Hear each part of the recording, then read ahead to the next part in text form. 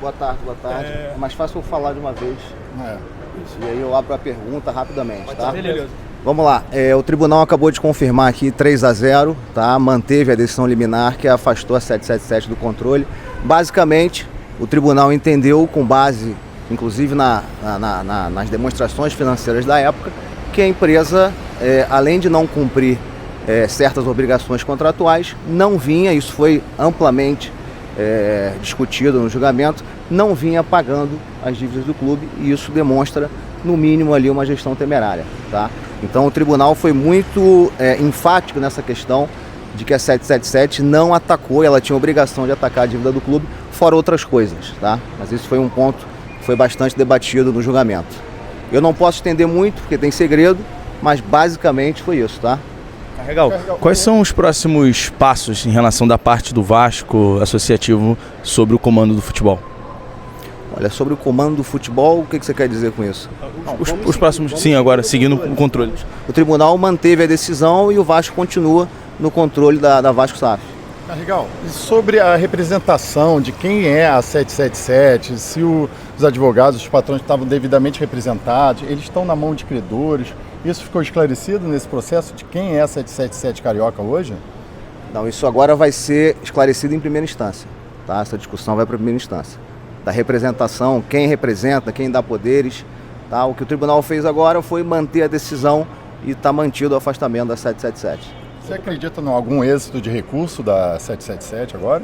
Olha, a princípio não cabe recurso, tá? Porque como é uma decisão liminar, isso é sumulado inclusive, essa discussão não pode ir para o STJ. Acredito que eles tentem de alguma forma levar, mas em relação a isso a jurisprudência é pacífica, que não cabe recurso. Carregal, sobre a questão da perícia contábil, que eu sei que é na primeira instância, e sobre uma prestação de contas à 777, no sentido deles terem conhecimento de balanço, de reuniões do board, como é que está isso? Eu sei que é uma decisão de segredo de justiça, mas acabou vazando, e até para esse tipo de contato com os representantes da 777 ou da ICAP, como é que está isso? Está sendo cumprido? Vocês estão tendo contato com eles nessa prestação de contas? Olha, se diz de contato com a 777, com o representante da ICAP, né? Porque a 777 não existe mais. A gente tem contato com eles, tá? Mas o tribunal agora foi firme, inclusive, em relação à perícia que foi feita e validou aquela perícia em primeira instância que apontou já para prática de atos temerários, gestão temerária, desvio de recursos para outras empresas do grupo, e a perícia também foi um ponto levado em consideração aqui pelo tribunal, tá? Carregal, outro assunto... Um detalhe importante. Acho que você se refere àquela mudança que teve na decisão. Perfeito. Ele negou provimento integral ao agravo deles. Eu entendo que diante da negativa do provimento ao agravo deles, essa discussão está superada. Havia sido dado na primeira instância e aí agora caiu também com... Acredito que sim. O próprio senhor desembargador, ele tinha corrigido a decisão dele, permitindo algumas condições. É isso que ficou negado, né? Eu falei, o Vinícius, a partir do momento que ele nega provimento ao recurso deles integral e não faz nenhuma ressalva, eu entendo que aquela ressalva anterior caiu. Doutor Carregal, essa decisão é importante para a questão da arbitragem. Como é que está essa situação da arbitragem? É uma decisão que pode impactar lá na frente. O que o senhor pode atualizar também sobre a questão da arbitragem? Agora está encerrando a fase do judiciário e agora vai se voltar para a arbitragem. Tá, mas essa decisão reforça o nosso direito, reforça o que a gente entende como gestão temerária, e agora vai ser discutido o mérito na arbitragem. De que maneira você acha, Carregal, que essa decisão hoje, essa vitória do Vasco, contribui para as negociações, eventuais negociações com investidores, toda aquela questão de investidores que já assinaram o NDA para comprar a SAF do Vasco? Você acha que isso contribui de alguma maneira? Contribui sem dúvida, porque traz mais estabilidade. Essa decisão de primeira instância acaba de ser validada pelo tribunal por 3-0. Então isso reforça a nossa posição e traz uma certa estabilidade, sim. Em relação à própria arbitragem, o Vasco já tinha colocado um árbitro, que é o Luciano Bandeira, e a 777 tentou impugnar algo do tipo. Você pode explicar como é que anda essa questão e se existe algum prazo de fato para que se tenha andamento na arbitragem? Olha, de fato a 777 impugnou e essa discussão agora vai ser decidida pela FGV, tá? Não consigo precisar um prazo para você, mas é em breve.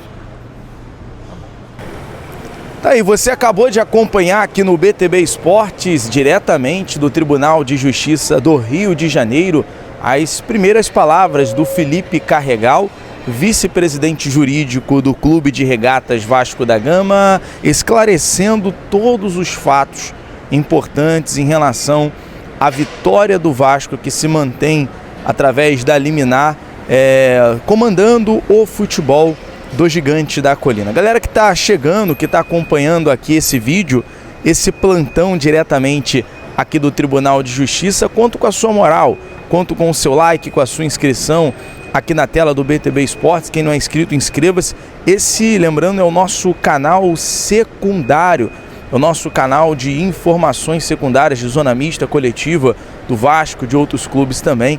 Por isso eu conto com a sua moral e com a sua inscrição. Tá aí por 3-0, os desembargadores aqui no Tribunal de Justiça do Rio de Janeiro deram deferido, portanto, o recurso da 7777.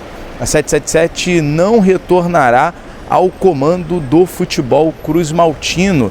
Então, portanto, uma informação importante para o futuro do Vasco, algo que eu achei até mesmo interessante na fala do Felipe Carregal, é que agora isso abre caminhos, abre portas em relação à questão de um novo investidor para a compra da SAF do Vasco. Isso abre caminhos, cria atalhos, até porque um problema na justiça acaba afastando muitas vezes um investidor, alguém interessado em comprar o Vasco.